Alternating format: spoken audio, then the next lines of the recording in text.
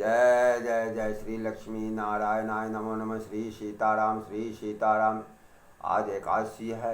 एकादशी के दिन भगवान विष्णु का पुरुष सूक्त अवश्य सुनना चाहिए। प्रेम से बोलिए श्री लक्ष्मी नारायण विष्णु भगवान की जय। उस विराट पुरुष के 100 सिर 100 नेत्र 100 हाथ पैर हैं। वह समस्त भूमि को सब ओर से व्याप्त करके इस ब्रह्मांड से 10 अंगुल ऊपर उससे भी परे विद्यमान है। वह सब जगत पुरुष ही है। भूत भविष्य और वर्तमान में वही है। वह अमृतत्व का और अन्न से जीवित रहने वाले समस्त जीवों का ईश शासक है। इतना भारी विराट ब्रह्मांड ओम परम पुरुष की महिमा है। वे अपने विभूति विस्तार से भी महान हैं। उनकी एक पाद विभूति में ही पंचभूतात्मक विश्व ब्रह्मांड है। शेष जो त्रिपाद विभूति है उनमें अमृत दिव्य लोक है। वे प्रभु इस जगत से परे त्रिपाद विभूति में प्रकाशमान है। एक पाद में ही यह संपूर्ण विश्व ब्रह्मांड प्रकट हो जाता है। वे संपूर्ण विश्व को परिव्याप्त किए हुए हैं। प्राणवान और प्राणवान जड़ चैतन्य जगत उन्हीं से है।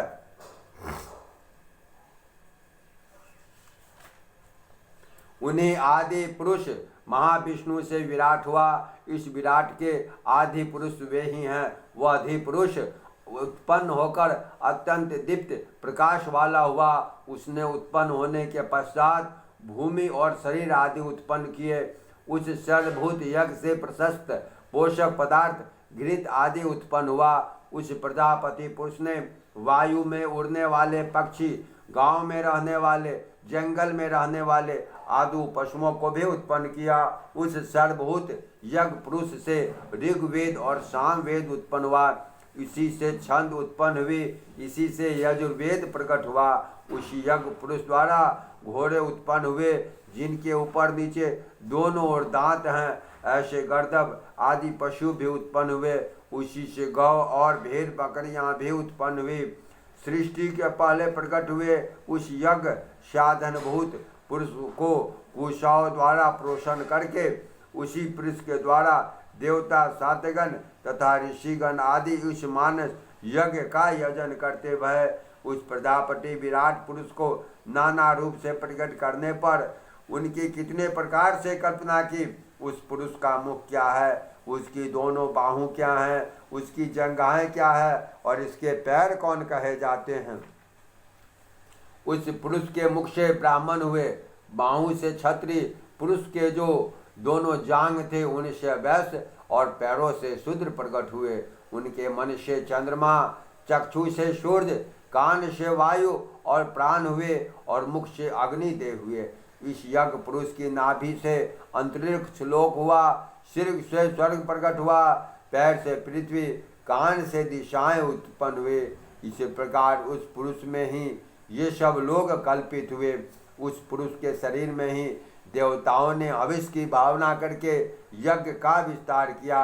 इस यज्ञ में वसंत ऋतु घृत, ग्रीष्म ऋतु ईंधन और शरद ऋतु हवि हुई।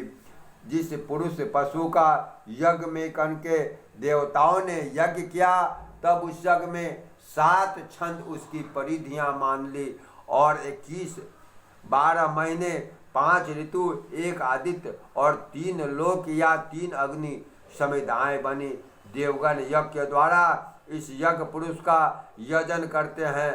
इन धर्मों का अस्तित्व प्रथम कल्पों में भी था। जिस स्वर्ग में पूर्व के साधगण देवगण रहते थे उसी में उनके उपासक भी पहुँचते हैं। आगे जल भूमि और काल से रस उत्पन्न हुआ। उस रस रूपक तद्रूप को ग्रहण करते हुए भगवान सूर्य प्रतिदिन उदित होते हैं।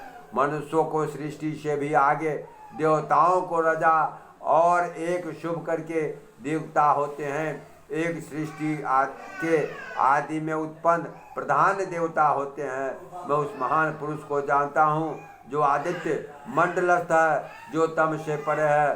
पुरुष उसी को जानकर मृत्यु को लांघ जाता है। इसके अतिरिक्त जाने का कोई अन्य मार्ग नहीं है। वह जो प्रजापति है वह अंतर हृदय में स्थित होकर गर्भ में प्रविष्ट होता है और राम कृष्ण आदि अनेक रूपों में उत्पन्न होता है। धीर पुरुष उनके स्थान रूप का भली भांति देखते हैं। वह संपूर्ण विश्व त्रिभुवन उसी में स्थित है, जो प्रजापति देवताओं को तेज युक्त बनाता है, जो देवताओं का पुरोहित है, जो देवताओं के पहले प्रकट होता है। उस बाह्य दीप्त वाले देव को नमस्कार है। ब्रह्म से जायमान दीप्यमान ज्योति स्वरूप आदित्य को प्रकट करते हुए देवता ने पहले कहा था, जो ब्राह्मण तुम्हें जानेंगे देवता उनके वश में होंगे।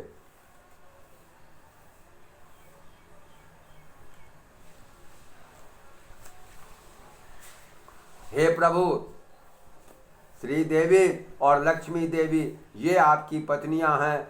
दिन और रात्रि आपके पार्श्व हैं, नक्षत्र आपके रूप हैं, पृथ्वी स्वर्ग मुख विकास है।